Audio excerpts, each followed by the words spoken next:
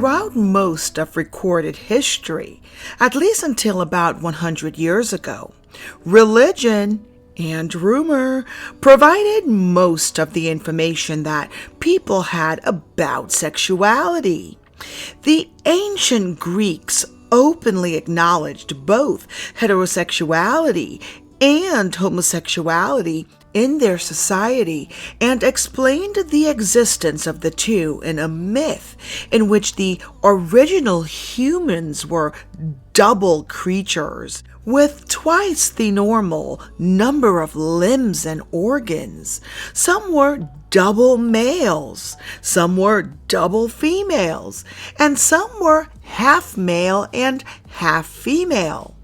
The gods, fearing the power of these creatures, split them in half, and forever after, each one continued to search for its missing half. Heterosexuals were thought to have resulted from the splitting of the male half and female half. Male homosexuals were splitted from the double male, and female homosexuals from the splitting of the double female. It was through this mythology that the ancient Greeks understood sexual orientation and sexual desire.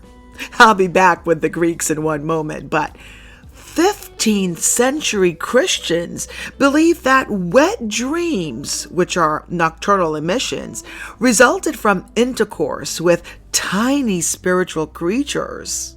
The person who had wet dreams was considered guilty of sodomy, as well as witchcraft. Over the centuries, Muslims have believed that sexual intercourse is one of the finest pleasures of life, reflecting from the teachings of the great prophet. However, the way that the laws of the Quran are carried out varies greatly from country to country. People of different religions hold different understandings of human sexuality, and these religious views often have a profound impact. In Judaism, the basic source of the Judeo-Christian tradition, which is the religious foundations of Western culture, is the Hebrew Scriptures or the Old Testament of the Bible, the basis for Judaism and a major source for Christianity as well. Based on ancient traditions and written between approximately 800 and 200 B.C.E., the Hebrew Bible has a great deal to say about the place of sexuality in human life and society, always seen in religious terms. Hinduism is an inclusive term that refers to a highly varied complex of mythology and religious practice founded on the Indian subcontinent. Here can be found virtually every approach to sexuality that humans have yet invented. However, certain themes can be identified.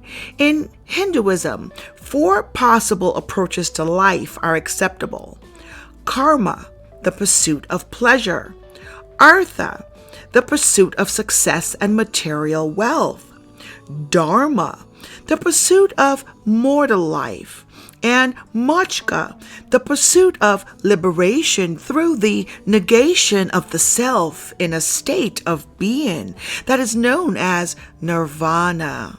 Karma is notable because it has produced an extensive literature on the achievement of sexual pleasure, notable the Kama Sutra, a masterpiece of eroticism. The book testifies to the highly positive view of sexuality to be found in Hinduism. Now, Buddhism developed out of Hinduism. It originated in the life and thought of the Buddha and has been elaborated in many forms since then. There is little discussion of sex in the teachings of the Buddha. Now let's get back to classic Greek philosophy.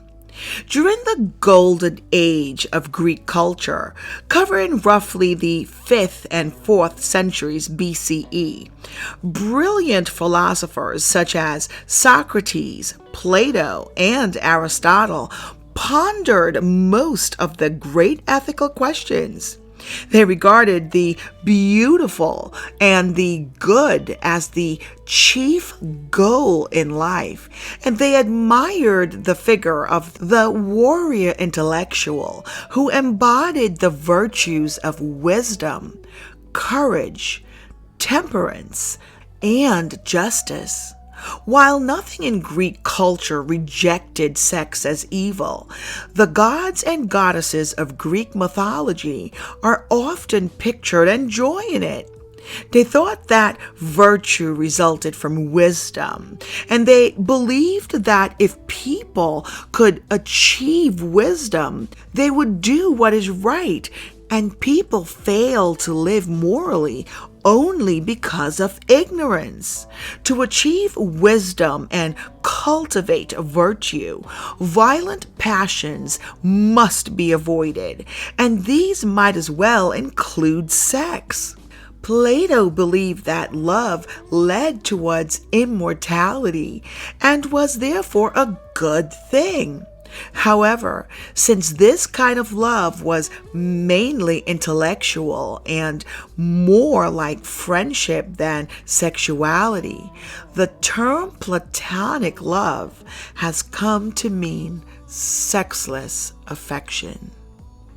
In my next lecture, we will cover part 2 of the history of sex. We will focus on the science of human sexuality.